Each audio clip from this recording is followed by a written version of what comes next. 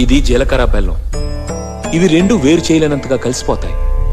పెళ్లి తర్వాత భార్యాభర్తలు కూడా జీవితాంతం అలా కలిసి ఉండాలని ఇవి తలపై పెట్టిస్తుంది.